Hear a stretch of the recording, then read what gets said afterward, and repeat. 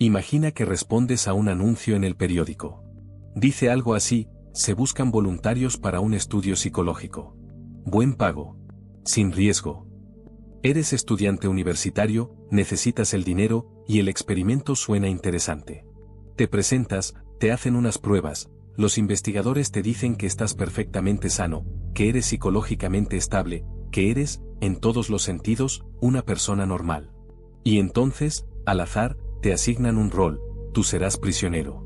Los otros serán guardias. Han pasado 36 horas. Estás en el suelo, con los brazos alrededor de las rodillas, temblando. No de frío. De miedo. Alguien te está gritando que te pongas de pie, que eres un número, no un nombre, que no tienes derechos, que estás aquí porque lo mereces. Y lo más inquietante de todo, es que esa persona, ese guardia que te grita, era ayer exactamente igual que tú. ¿Qué le pasó? ¿Qué te pasó a ti? ¿Cómo es posible que en menos de 2 días personas perfectamente normales se convirtieran en verdugos y víctimas? Hoy vamos a entrar en uno de los experimentos más perturbadores y controvertidos de toda la historia de la psicología. Un experimento que no solo estudió el comportamiento humano, sino que lo descontroló por completo. Y si al final del vídeo te haces una sola pregunta, espero que sea esta: ¿qué habría hecho yo? Estamos en 1971. El mundo todavía tiene el sabor amargo de la guerra de Vietnam en la boca. Las noticias están llenas de imágenes de soldados haciendo cosas que nadie quiere creer que los seres humanos son capaces de hacer. Y en las universidades americanas, una generación entera de jóvenes se está preguntando por qué. Porque la gente obedece. Porque la gente comete atrocidades. ¿Por qué personas que en casa son padres amorosos, hijos respetables, vecinos amables, pueden convertirse en instrumentos de crueldad cuando el entorno cambia? Philip Zimbardo tenía esa pregunta clavada en la cabeza desde hacía años. Era profesor de psicología en la Universidad de Stanford, una de las instituciones académicas más prestigiosas del mundo. Era brillante, carismático, y estaba obsesionado con una idea: la idea de que quizás el mal no reside principalmente en las personas, sino en las situaciones. Que quizás no es que haya personas malas y personas buenas, sino que hay situaciones que sacan lo peor de casi cualquiera. Para probar esa idea, diseñó un experimento. Y ese experimento iba a cambiar para siempre lo que creemos saber sobre nosotros mismos. El plan era, sobre el papel, bastante sencillo. Se construiría una prisión simulada en el sótano del Departamento de Psicología de Stanford. Se reclutarían voluntarios, hombres jóvenes universitarios, sin antecedentes criminales, sin problemas psicológicos. Se dividirían al azar en 2 grupos: unos serían guardias, otros serían prisioneros. Y durante 2 semanas, los investigadores observarían qué ocurría. Suena frío, clínico, controlado. Suena a ciencia. Pero lo que estaba a punto de ocurrir no tenía nada de frío ni de controlado. El anuncio apareció en los periódicos locales de Palo Alto a mediados del verano de 1971. Se buscan voluntarios para estudios psicológicos sobre vida en prisión. $15 al día. 2 semanas de duración. 75 personas respondieron. Zimbardo y su equipo la sometieron a baterías de test psicológicos, entrevistas personales, evaluaciones de personalidad. Descartaron a quienes tenían antecedentes criminales, problemas de salud mental, historial de consumo de drogas o cualquier rasgo que pudiera considerarse inusual. Al final, seleccionaron a 24. 24 hombres jóvenes, sanos, estables, normales. Estudiantes universitarios en su mayoría. Clase media. Sin ningún historial problemático. Luego, con un simple lanzamiento de moneda, 12 se convirtieron en guardias y 12 en prisioneros. No hubo ningún criterio psicológico para esa división. Solo el azar. Y esa aleatoriedad es uno de los detalles más perturbadores del experimento, porque significa que cualquiera de ellos podría haber estado en el otro bando. Que la diferencia entre el guardia y el prisionero no fue la personalidad ni el carácter. Fue la suerte. Zimbardo quería que el experimento fuera lo más real posible. No quería que los participantes sintieran que estaban jugando a un juego. Quería que el entorno, el contexto, la situación, los envolviera completamente. Y para eso, tomó algunas decisiones que en retrospectiva resultan escalofriantes. A los guardias se les dieron uniformes caqui, gafas de espejo que impedían el contacto visual, porras de madera, silbatos. No se les dio ninguna instrucción específica sobre cómo tratar a los prisioneros, solo se les dijo que debían mantener el orden. Zimbardo quería ver qué harían cuando se les daba poder sin reglas claras. Cuando el entorno les decía que eran guardianes, y dejaba el resto a su imaginación. A los prisioneros, en cambio, se les despojó de todo lo que los hacía individuos. El domingo 16 de agosto de 1971, la policía local de Palo Alto, que colaboraba con el experimento, fue a los hogares de los participantes asignados como prisioneros y los arrestó. De verdad. Con esposas, con coche patrulla, con vecinos mirando desde la ventana. Los llevaron a la comisaría, los ficharon, les tomaron las huellas. Todo era real. O lo suficientemente real como para que el cerebro no pudiera distinguir la diferencia. Luego los trasladaron a la prisión simulada en el sótano de Stanford. Ahí les quitaron la ropa, les dieron batas de hospital con un número cosido. Sin ropa interior. Sin nombre. Solo un número. Les pusieron una cadena en el tobillo, un gorro de nylon en la cabeza para simular que les habían rapado el pelo. Y los metieron en celdas de 2 metros por 3. Piensa en eso un momento. Llegas a lo que creías que era un experimento académico y lo primero que te hacen es arrestarte en casa, ficharte en una comisaría y meterte en una celda sin tu nombre. ¿Cuánto tiempo tardarías en empezar a sentirte como un prisionero de verdad? Las primeras horas fueron relativamente tranquilas. Los prisioneros todavía se trataban entre sí por sus nombres reales. Los guardias se movían con cierta incomodidad, como si aún no supieran qué papel se esperaba de ellos. Era como el primer ensayo de una obra de teatro en que nadie se sabe bien el guión. Pero algo empezó a cambiar casi de inmediato. El primer día, Zimbardo notó que los guardias comenzaban a inventar rutinas. Sin que nadie se lo pidiera, empezaron a organizar recuentos de prisioneros. Los despertaban a cualquier hora de la noche para contar, para asegurarse de que estaban todos. Al principio, los recuentos duraban unos minutos. Con el tiempo, se convertirían en ceremonias de humillación que podían durar horas. Los guardias también empezaron a usar el lenguaje de forma muy reveladora. Dejaron de llamar a los prisioneros por sus números, como se les había indicado, y empezaron a usar insultos. Los llamaban estúpidos, inútiles. Les gritaban si no obedecían al instante. Y los prisioneros, a su vez, comenzaron a referirse a sí mismos por sus números. Dejaron de decir yo y empezaron a decir el número 819 solicita permiso para hablar. ¿Entiendes lo que está pasando aquí? En menos de 24 horas, el entorno estaba reescribiendo las identidades de estos hombres. No porque fueran débiles. No porque fueran especialmente sumisos o especialmente crueles. Sino porque el contexto los estaba envolviendo como una segunda piel, y la segunda piel se estaba convirtiendo en la primera. Esto tiene un nombre en psicología: desindividuación. Es el proceso por el cual una persona pierde progresivamente la conciencia de su identidad individual y comienza a comportarse según el rol que el entorno le asigna. Cuando te quitan el nombre y te dan un número, cuando te vistes igual que los demás, cuando el entorno te trata de una determinada manera, tu cerebro empieza a procesar esa información como realidad. No como teatro. Como realidad. Y la desindividuación no afecta solo a los prisioneros. También afecta a los guardias. Las gafas de espejo cumplían una función psicológica muy concreta. Eliminaban el contacto visual, esa herramienta fundamental con la que los seres humanos se reconocen mutuamente como personas. Sin poder ver los ojos del guardia, los prisioneros no podían conectar con él como ser humano. Y el guardia, sin ver el efecto de su mirada en el otro, perdía una parte crucial del freno empático que normalmente nos impide tratar mal a alguien. El segundo día fue cuando las cosas empezaron a ponerse serias de verdad. Los prisioneros se rebelaron. Era una rebelión pequeña, espontánea, casi simbólica. Bloquearon las puertas de sus celdas con sus camas, se arrancaron los números de las batas y se negaron a obedecer las órdenes. Era un grito desesperado de identidad. Seguimos siendo personas. Seguimos siendo nosotros mismos. La respuesta de los guardias fue inmediata y desproporcionada. Entraron en las celdas con extintores de CO2, dispersaron a los prisioneros, los sacaron, los desnudaron, les quitaron las camas. A los considerados cabecillas de la revuelta los metieron en el hoyo, una habitación minúscula y completamente a oscuras que servía de celda de aislamiento.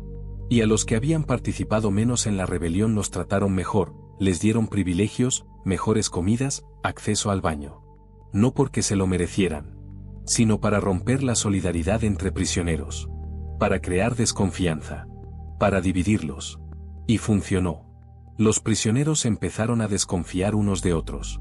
La solidaridad inicial se evaporó. Cada uno empezó a preocuparse solo por su propia supervivencia dentro del experimento. Y cuando la solidaridad desaparece, cuando el grupo se fragmenta, el poder del que controla se multiplica de forma exponencial. Aquí entra en juego otro mecanismo psicológico fundamental, la dinámica de grupo y el poder de las normas sociales. Cuando estás en un grupo y todos a tu alrededor se comportan de una determinada manera, tu cerebro interpreta ese comportamiento como la norma, como lo correcto, como lo que se debe hacer. Y desviarte de esa norma se siente no solo socialmente arriesgado, sino psicológicamente incómodo, casi físicamente doloroso. Los guardias que al principio se mostraban incómodos con el rol, que trataban a los prisioneros con cierta amabilidad, empezaron a recibir presión sutil de sus compañeros. Si eras demasiado blando, los otros guardias te miraban diferente. Te dejaban fuera de las conversaciones. Te hacían sentir que no estabas cumpliendo con tu papel. Y en ese entorno, en ese contexto, cumplir con tu papel era todo. Hay algo que Zimbardo documentó y que resulta especialmente perturbador. Ninguno de los guardias más crueles fue instruido para hacerlo. Nadie les dijo sé más duro, sé más humillante, sé más cruel. Ellos solos fueron escalando. Como si el rol tuviera una gravedad propia, una pendiente que llevaba naturalmente hacia el abuso cuando no había nada que lo frenara. Piénsalo de otra manera. Si mañana te pusieran en una situación donde tienes poder total sobre otras personas, donde nadie te va a castigar por ejercerlo, donde tus compañeros están haciendo lo mismo, donde el entorno refuerza constantemente que eres el que manda, ¿cuánto tiempo tardarías en cruzar una línea? ¿Estás seguro de que no la cruzarías?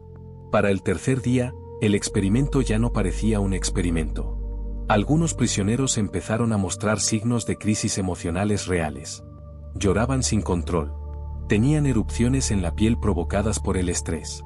Uno de ellos, el prisionero 8612, empezó a gritar, a comportarse de forma errática, a mostrar síntomas que hoy reconoceríamos como un ataque de ansiedad severo.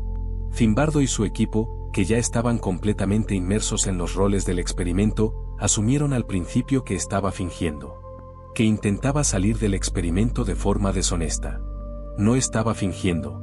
Cuando finalmente lo dejaron ir, el joven tardó semanas en recuperarse emocionalmente. Pero ese momento, ese instante en que el equipo científico dudó de si el sufrimiento era real o fingido, dice algo terrible sobre lo que le estaba pasando también a ellos. Porque aquí llega una de las partes más inquietantes de toda esta historia. Philip Zimbardo no solo estaba estudiando el experimento. Se había convertido en parte de él. Zimbardo asumió el rol de superintendente de la prisión. No solo de investigador. De superintendente. Empezó a tomar decisiones como si la prisión fuera real, como si los prisioneros fueran prisioneros de verdad, como si mantener el orden fuera más importante que el bienestar de las personas que estaba estudiando. Cuando el prisionero 8612 tuvo su crisis, la primera reacción de Zimbardo no fue la de un científico preocupado por un sujeto de estudio. Fue la de un director de prisión molesto porque un interno le estaba causando problemas. Esta es la trampa más sutil y más aterradora del experimento. No solo los voluntarios quedaron atrapados en sus roles. El investigador también. El hombre que había diseñado el experimento para estudiar cómo los roles corroen la identidad, fue devorado por su propio rol. ¿Cómo es posible algo así? La respuesta está en un concepto que los psicólogos llaman inmersión situacional. Cuando el entorno es lo suficientemente total, lo suficientemente envolvente, lo suficientemente consistente, el cerebro humano tiene una tendencia casi irrefrenable a adaptarse a él. No como mecanismo de debilidad, sino como mecanismo de supervivencia. Tu cerebro lee el entorno y dice, esto es lo que hay, esto es lo que se espera de mí, esto es lo que debo ser para sobrevivir aquí. Y lo hace tan rápido, tan automáticamente, que ni siquiera te das cuenta de qué está pasando. Zimbardo se había rodeado de un entorno diseñado para simular una prisión. Todos los que lo rodeaban se comportaban como si fuera una prisión real. Y su cerebro, como el de cualquier ser humano, respondió a ese entorno. El cuarto día, la madre de uno de los prisioneros vino a visitar a su hijo. Lo vio a través del cristal. Estaba pálido, ojeroso, desencajado. Preguntó si estaba bien. Los investigadores le dijeron que estaba perfectamente. Ella se fue. Y esa noche, Zimbardo tuvo una conversación que cambiaría el curso del experimento. Una joven investigadora llamada Christina Maslach llegó a Stanford para observar el experimento. Era psicóloga, tenía su propio bagaje académico, y lo más importante, acababa de llegar. No había estado ahí los días anteriores. No había sido absorbida por el entorno. Cuando vio lo que estaba pasando en ese sótano, cuando vio a los prisioneros con los ojos húmedos y las manos temblorosas, cuando vio cómo los guardias los humillaban, tuvo una reacción que ninguno de los que llevaban días ahí había tenido. Dijo que aquello era una atrocidad.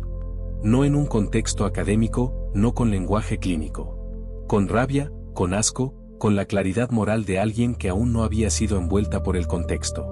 Le dijo a Zimbardo que lo que estaba haciendo era moralmente inaceptable. Que estaba dañando a personas reales. Que tenía que parar. Y Zimbardo, por primera vez en días, escuchó. Después cuenta que en ese momento sintió algo romperse dentro de él. Como si de repente pudiera ver el experimento desde fuera por primera vez. Y lo que vio le horrorizó. El experimento de la prisión de Stanford fue detenido el 6º día. Habían planeado 2 semanas. Duraron 6 días.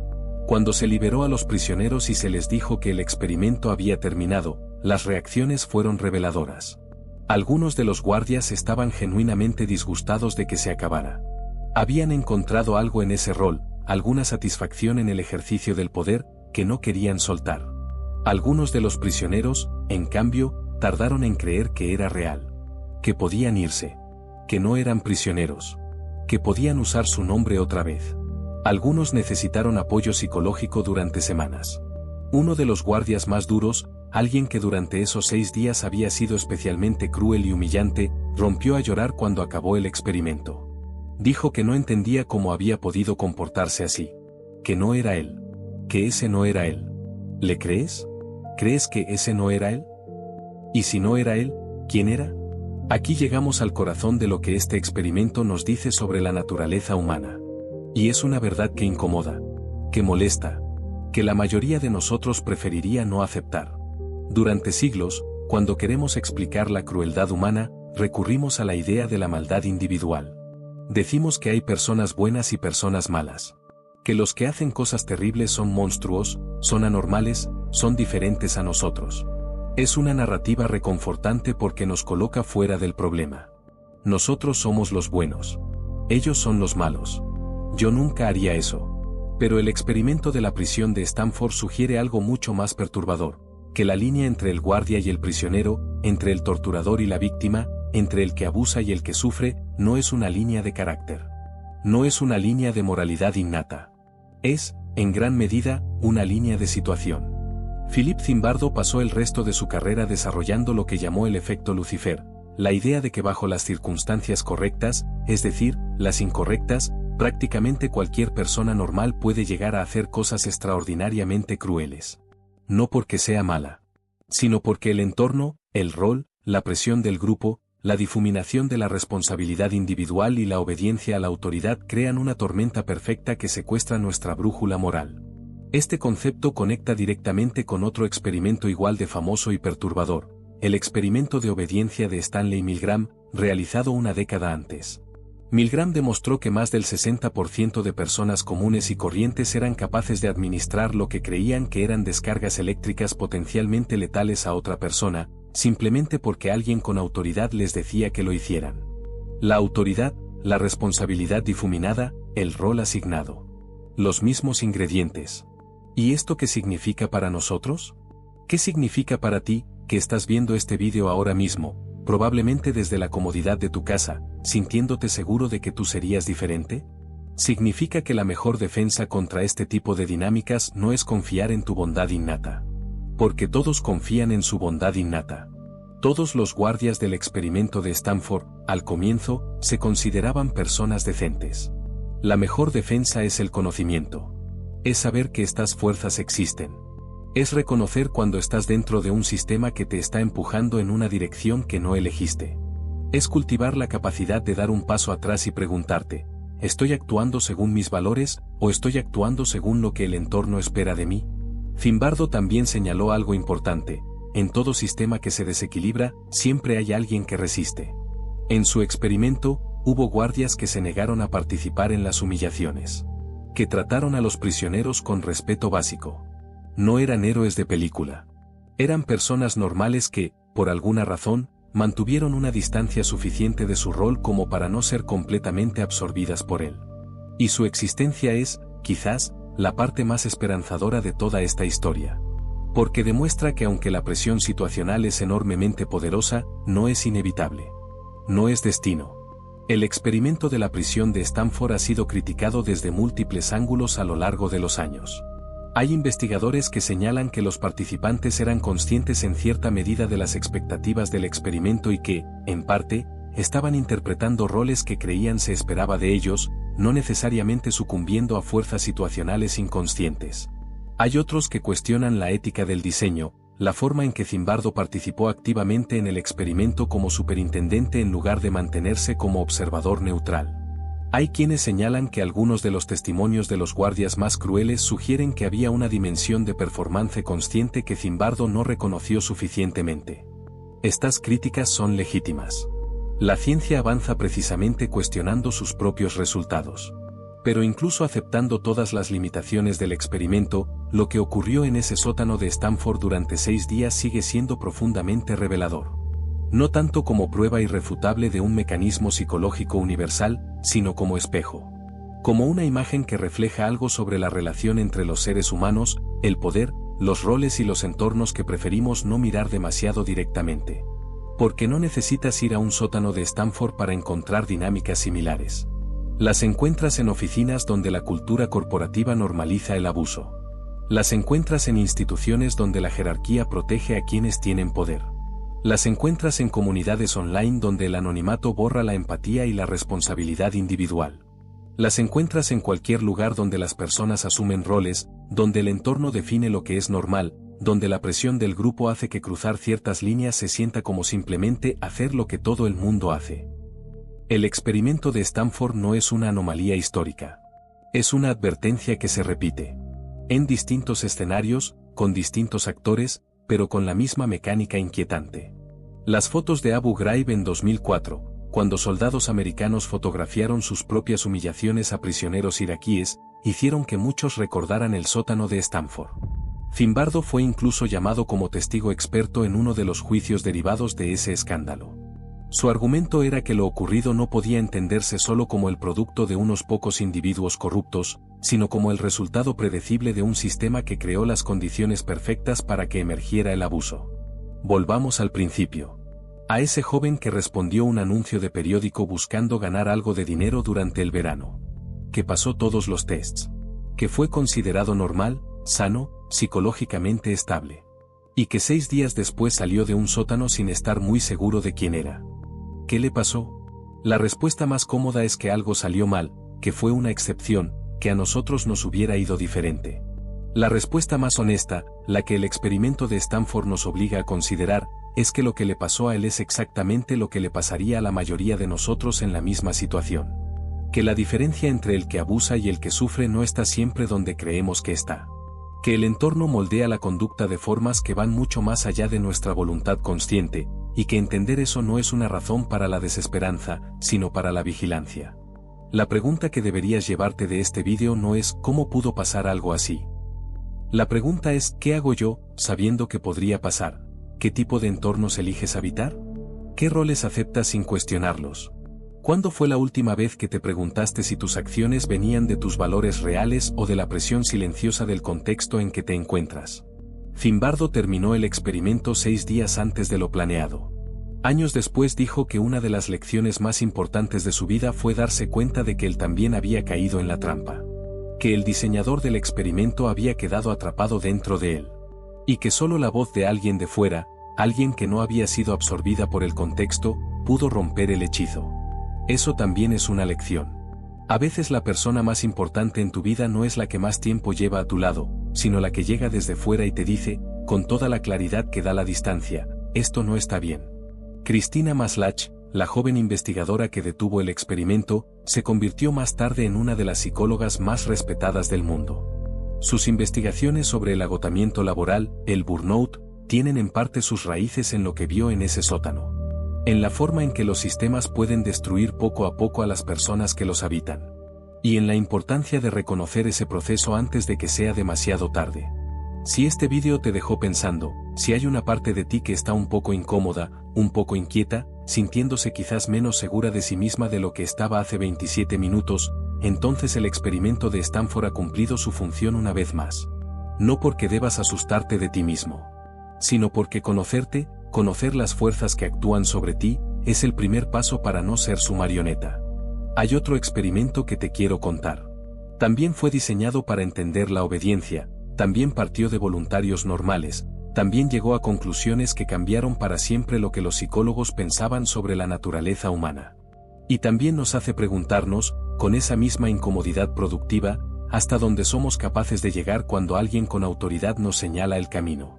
Si quieres seguir tirando del hilo, el próximo vídeo ya está esperándote.